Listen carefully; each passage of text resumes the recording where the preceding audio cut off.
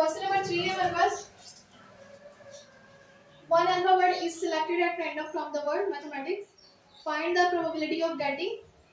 अब इसके पार्ट्स हैं। पहला पार्ट है हमारे पास वॉवल, कि अगर हम इस वर्ड मैथमेटिक्स में से एक अल्फाबेट चूज करते हैं, कोई भी रैंडमली एक अल्फाबेट चूज करते हैं, तो क्या पॉसिबिलिटी है, क्या उसके चांसेस है कि वो अल्फाबेट जो भी हम चूज करें वो वॉवल हो।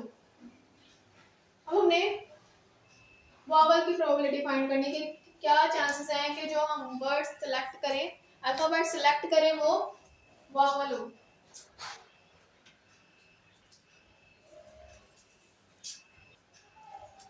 सबसे पहले तो हमारे पास सैंपल स्पेस, ये हमारे पास सैंपल स्पेस है, तो सैंपल स्पेस के एलिमेंट्स लिख देते हैं, नंबर ऑफ एलिमेंट्स लिख देते हैं सैंपल स्पेस के।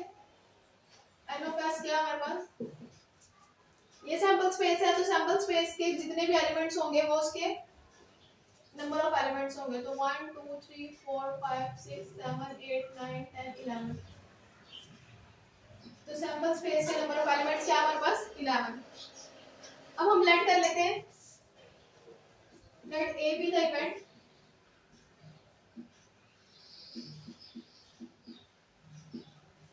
हम लेट कर लेते हैं कि ए इवेंट है कि जो हम अल्फाबेट सिलेक्ट करते हैं वो वॉवल होगा।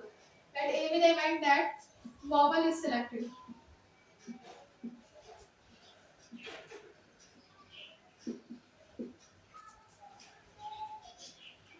तो इवेंट ए हमारे पास क्या होगा, तो इवेंट ए हमारे पास क्या होगा, इसमें कौन कौन से वॉवल्स हैं, एक ए ई ए और आई, इसमें ए ई ए और आई। अब इसके नंबर ऑफ एलिमेंट्स लिख लेते हैं, N of A is equal to 1 2 3 4। अब हमने ए की प्रोबेबिलिटी फाइंड करनी है, तो प्रोबेबिलिटी ऑफ ए, इसका फॉर्मूला था हमारे पास, probability of an event A is equal to number of favourable outcome divided by total number of possible outcome. अब इनकी वैल्यूज पुट कर देते हैं। एन ऑफ ए की वैल्यू क्या हमारे पास 4, और number of elements of S क्या है हमारे पास 11। तो इन दोनों की कटिंग नहीं हो रही, तो हमारे पास ये एज इट इज आएगा। तो प्रोबेबिलिटी ऑफ ए किसके इक्वल होगा 4/11।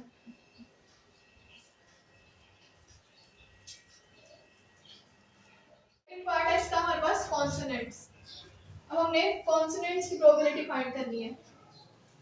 एन ऑफ एस सबके लिए सेम रहेगा, एन ऑफ एस 11 होगा, यानी कि number of elements of S हमारे पास 11 रहेंगे, क्योंकि सबके लिए सैंपल स्पेस सेम है।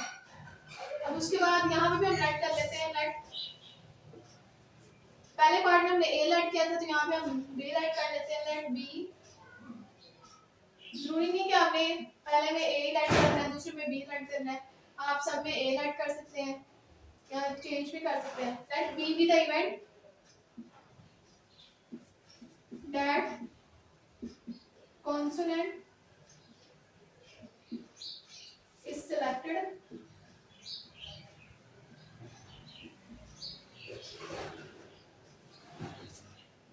अब कॉन्सोनेंट क्या होते हैं, जो वावल्स के अलावा जो भी अल्फाबेट होता है वो बाकी सारे कॉन्सोनेंट्स होते हैं। 5 वावल्स के अलावा जो सारे अल्फाबेट्स हैं वो कॉन्सोनेंट्स होते हैं।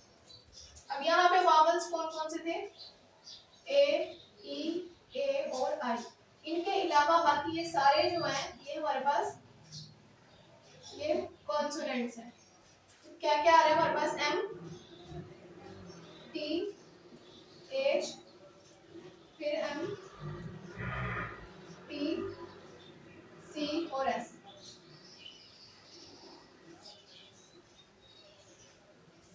तो number of elements of B क्या होगा हमारे पास 1 2 3 4 5 6 7। अब हमने इवेंट बी की प्रोबेबिलिटी फाइंड करनी है, तो उसका फार्मूला होगा हमारे पास probability of an event B is equal to number of favourable outcome of B of the event B divided by number of possible outcomes. तो इसकी वैल्यू क्या है हमारे पास, number of elements of B की वैल्यू है 7 और number of elements of S है हमारे पास 11।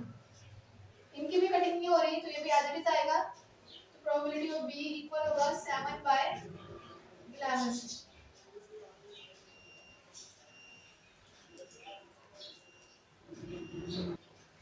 पार्ट 3 है हमारे पास एन ई। अब हमने ई की प्रोबेबिलिटी फाइंड करनी है कि क्या प्रोबेबिलिटी है कि अगर हम अल्फाबेट सिलेक्ट करें तो वो ई हो। तो number of element of sample space क्या है हमारे पास 11। Let A be the event that N E is selected.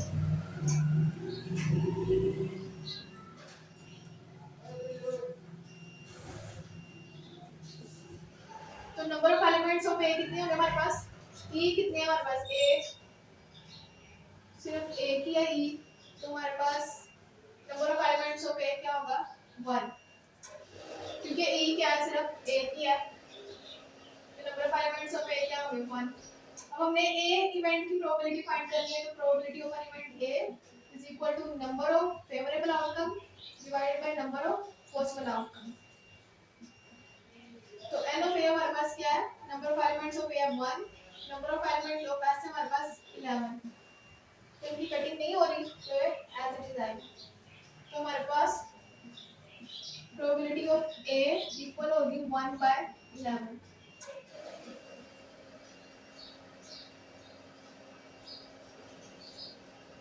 Part 4 है हमारे पास एन ए।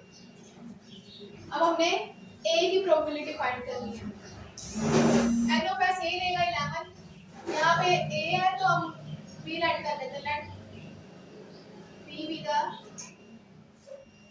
इवेंट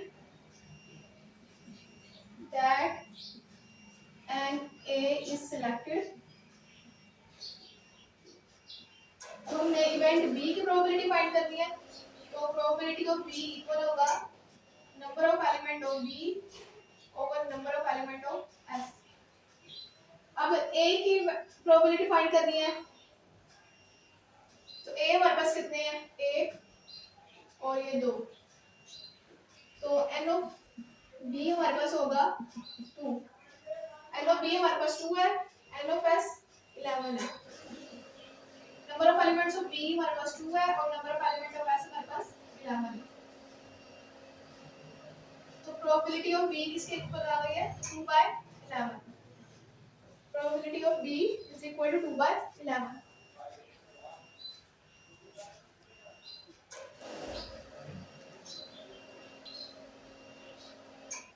पार्ट 5 है हमारे पास नॉट एम। अब हमने प्रोबेबिलिटी फाइंड करनी है एम के ना होने की। उसके लिए हमने एक फार्मूला पढ़ा था, probability of A complement is equal to 1 minus probability of A. यानी कि ये ना होने की प्रोबेबिलिटी थी, तो ना होने की प्रोबेबिलिटी फाइंड करने के लिए क्या करना पड़ेगा, होने की प्रोबेबिलिटी निकालनी होगी और उसको 1 में से माइनस करना होगा। तो पहले तो हम यहाँ पे m के होने की प्रोबेबिलिटी फाइंड करेंगे कि क्या प्रोबेबिलिटी है कि m सिलेक्ट हो। पहले तो m के होने की प्रोबेबिलिटी फाइंड करेंगे। n ऑफ s यहाँ पे भी 11 होगा। लेट कर लेते हैं, let a be the event that m is selected, कि m सिलेक्ट हो। कि यहाँ पे हम m के होने की प्रोबेबिलिटी फाइंड कर रहे हैं, इसलिए प्रोबेबिलिटी ऑफ a इक्वल होगा number of favourable outcome divided by number of possible outcome. अब m कितने हमारे पास 1 2, तो यहाँ पे n ऑफ a हमारे पास होगा 2। Probability of a is equal to number of element of a is equal to 2, number of element of s is equal to 11। तो probability of a हमारे पास आ गई 2/11। अब probability of a complement किसके equal होगा 1 minus probability of a, 1 minus probability of a।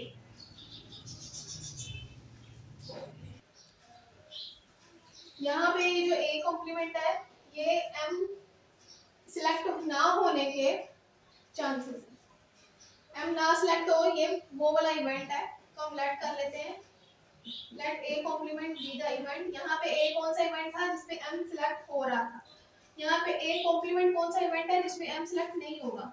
Late A complement be the event that M is not selected.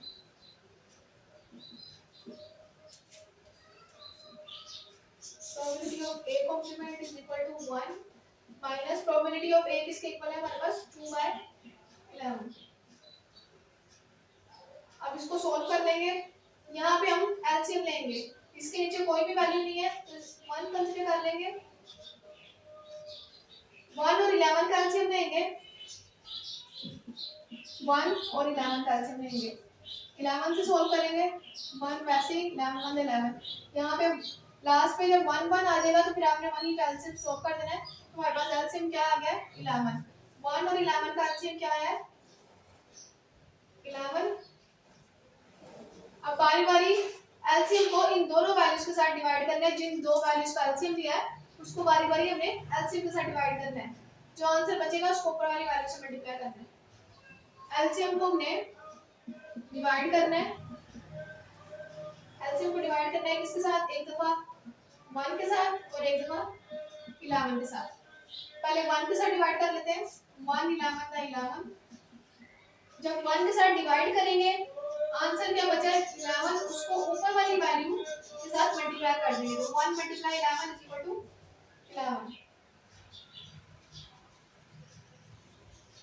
अब उसके बाद minus, अब ये एलसीएम 11, इसको हमने 11 से डिवाइड करना है, 11 1 11, हमने 11 से डिवाइड किया, क्या जवाब आया 1 आंसर आया, तो उसको ऊपर वाली वैल्यू से मल्टीप्लाई करवा दें, 2 मल्टीप्लाई 1 2।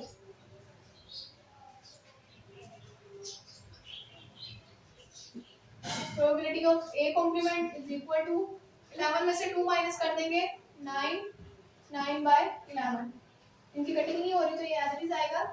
तो हमारे पास प्रोबेबिलिटी ऑफ ए कॉम्प्लीमेंट किसके इक्वल आ गई है 9/11।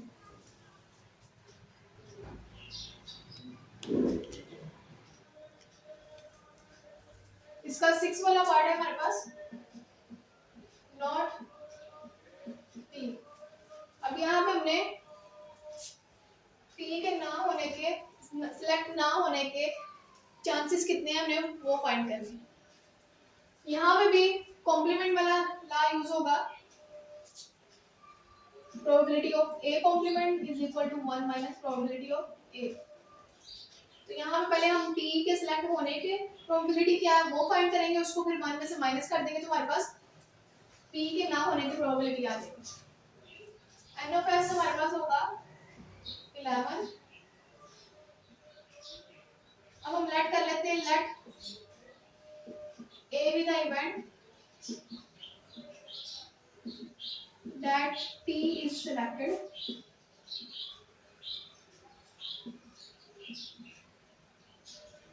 let A be the event that T is selected।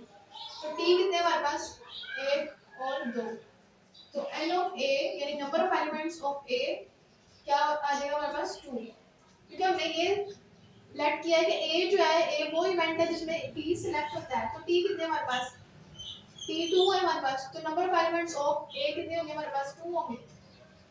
अब हमने इवेंट A की प्रोबेबिलिटी फाइंड करनी है, तो प्रोबेबिलिटी ऑफ A किसके इक्वल होगा number of elements favourable outcome of the event A divided by number of possible outcomes.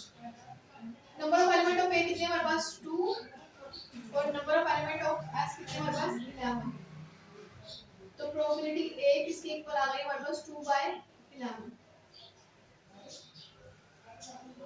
ये T के सिलेक्ट होने की प्रोबेबिलिटी थी, अब हमने T के ना सिलेक्ट होने की प्रोबेबिलिटी फाइंड करनी है, तो लेट कर लेते हैं, let A complement be the event that T is not selected।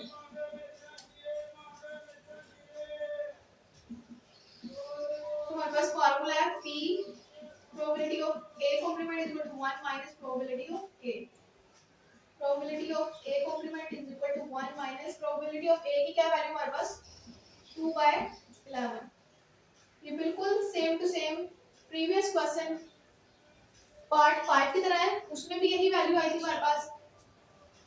तो 1 और 11 का आपने एलसीएम लेना है. 11 1 था 11 1 एज इट इज 11 1 था 11. तो यहाँ पे लास्ट पे 1 1 आ गया तो एलसीएम यहाँ पे स्टॉप कर देंगे. हमारे पास एलसीएम क्या आ गया 11. 1 और 11 का एलसीएम 11 आ गया. अब जो एलसीएम आएगा उसको हमने डिवाइड करना है, बारी बारी डिवाइड करना है. पहले 1 के साथ और फिर 11 के साथ. पहले हम 1 से डिवाइड करेंगे. 1 11 का 11. जब 1 से डिवाइड किया तो हमारे पास आंसर क्या आ गया 11. तो उसको ऊपर वाली वैल्यू से मल्टीप्लाई कर देना. 1 मल्टीप्लाई 11 11 माइनस. अब 11 से डिवाइड करेंगे. 11 1 था 11. तो हमने 11 से डिवाइड किया, आंसर क्या आ गया 1. तो उसको ऊपर वाली वैल्यू से मल्टीप्लाई कर देना. 2 1 था 2. Probability of A complement is equal to 11 में से 2 माइनस कर देंगे 9 9/11. तो हमारे पास प्रोबेबिलिटी नॉट T की प्रोबेबिलिटी क्या आ गई हमारे पास 9/11.